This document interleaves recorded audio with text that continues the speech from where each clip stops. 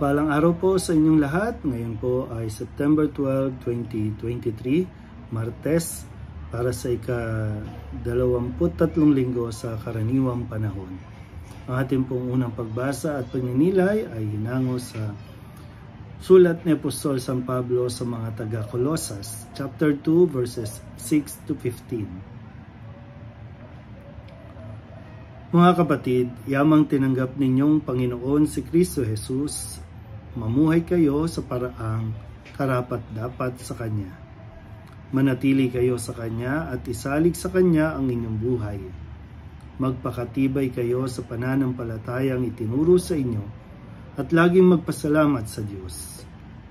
Mag-ingat kayo upang hindi mabihag ninuman sa pamamagitan ng walang kabuluhan at magdarayang aral, at hindi nasasalig kay Kristo, kundi sa sabi-sabi ng matatanda at sa mga tuntunin ng sanlibutan. Sapagkat ang buong kalikasan ng Diyos ay na kay Kristo, nang siya'y maging tao at dahil sa inyong pakikipag-isa sa Kanya, naging ganap ang inyong buhay. Sakop niya ang lahat ng kapangyarihan at kapamahalaan. Dahil sa pakikipag-isa kay Kristo, kayong tinuli hindi sa laman kundi sa pagwawaksi ng masamang hilig ng laman. Ito ang pagtutuling mula kay Kristo. Nang kayo'y binyagan, nalibing kayong kasama ni Kristo at muling nabuhay na kasama niya dahil sa inyong pananalig sa kapangyarihan ng Diyos na muling bumuhay sa Kanya. Kayong mga hintil na dating patay dahil sa kasalanan ay muling binuhay ng Diyos na kasama ni Kristo. Pinatawad niya tayo sa ating mga kasalanan at pinawalang bisa ang lahat ng kasulatan laban sa atin, pati mga pananagutang kaugnay nito. Pinawi niya ang lahat ng ito nang ipako siya sa krus, sa pamamagitan ng kanyang kamatayan sa krus. Nilupig niya ang mga pinuno at kapangyarihan ng sanlibutan. Ang mga ito'y parang mga bihag na kanyang ipinarada sa madla bilang katunayan ng kanyang pagtatagumpay. Ang salita ng Diyos.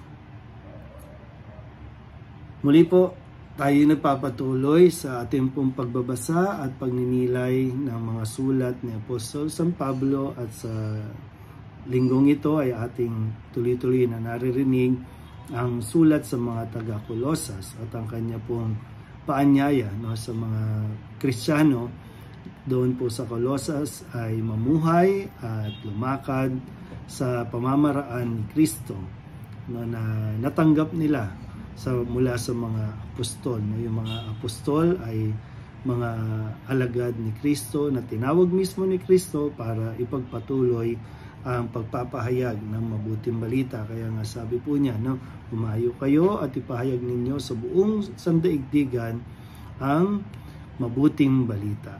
At ang mabuting balita, ang nilalaman din nito ay ang hangarin ng Diyos na tayo po ay mailigtas sa pamamagitan siyempre ng pagpapatawad at pananalig natin sa kanyang anak. Walang iba kundi si Jesucristo.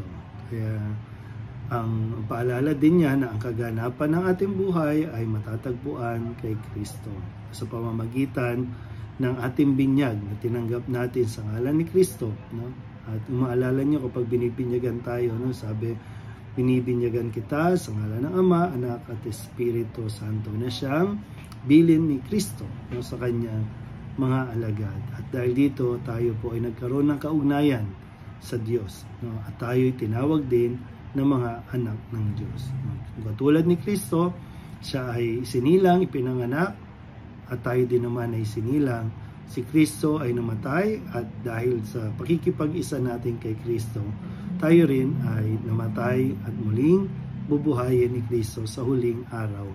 Kaya ito po yung pinapaalala ni San Pablo sa kanyang sulat sa mga taga-Colosas. Nawa, patuloy po natin na pagnilayan at pagdasalan ang mga salita na ipinapahayag sa atin sa araw-araw.